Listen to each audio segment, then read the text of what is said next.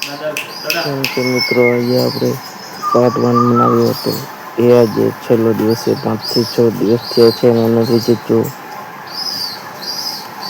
જ્યારે આપણે બોલાવીએ છીએ ત્યારે જ આવે છે અને જ્યારે ના બોલાવીને જો આવી જાય વગર બોલાવે તો આપણે એને દાણા નથી ખવડાવવાના.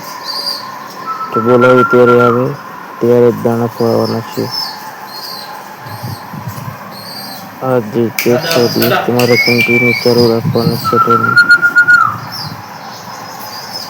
તો આજે આપણે પાર્ટ 1 પૂરો કરીશું. આવી રીતે તમારે 5 થી 6 દિવસ ટ્રાય કરવાની છે. જો તમારા કબૂતરને બાઈક સાથે ઉડાડવું હોય તો. તો મિત્રો આપણે બોલાવીએ છીએ ત્યારે જ આવે છે. જો વગર બોલાવે આવે તો આપણે એને દાણા નથી નાખવાના.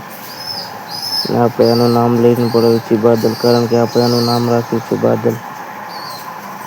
તો આપણે જ્યારે બાદલ કહીશું અથવા ચપટી વગાડીશું અથવા પિચકારી પાડીશું ત્યારે જ આવશે નકર નહીં આવે.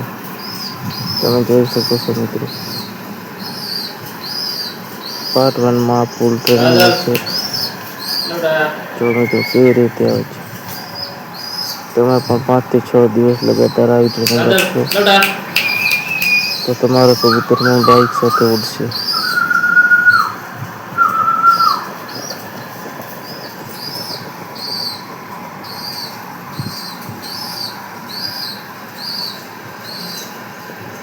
કાલથી આપણે બીજા પાર્ટની ટ્રેનિંગ આપીશું અને જોઈએ છે બીજા પાર્ટમાં કેવો રિસ્પોન્સ રહે છે આનો.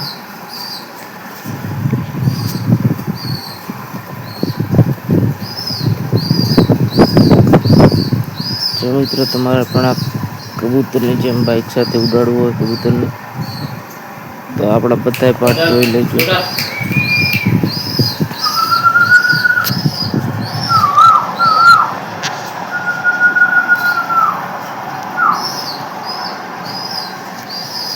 એકદમ શરૂઆતથી આપણે બધી ટ્રેનિંગ આપીશું, તમને બતાવીશું કે કેવી રીતે ટ્રેનિંગ આપવાથી બાઈક સાથે કબૂતરની રીતે ઉડે.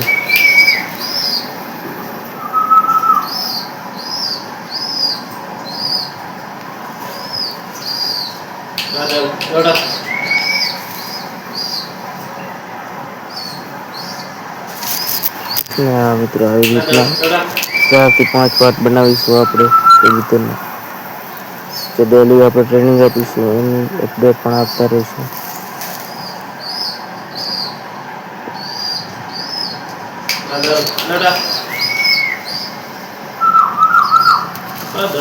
બીજે કંઈ આપણે આને દાણા બાણા ખવડાવવા નથી. એક જ આપણે જે ચણા પેલા છે ને લાલ ચણા એ જ ખવડાવવાના છે. લાલ ચણા અથવા આપણે મોળા ગાંઠિયા પણ ખવડાવી શકો ટ્રેનિંગ વખતે.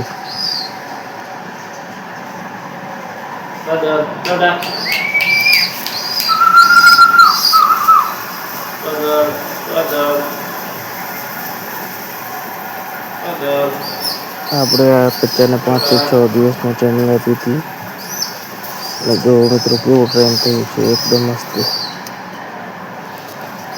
આગળ હવે કેવું ટ્રેનિંગ થાય છે એ આપણે જોવાનું છે.